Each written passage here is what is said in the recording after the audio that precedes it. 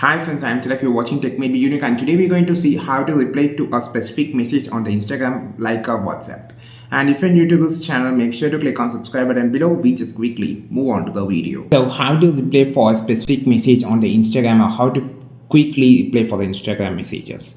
Just go inside the message first. Then just click on this message what you just need to reply. For an example, there will be a message I just want to type as hi, so I just need to reply. I just want to quick reply this same message. Click on this message, you will see an option called reply, and you can just add a suggestion reply for this. And how are you, like third, how are you, just send it.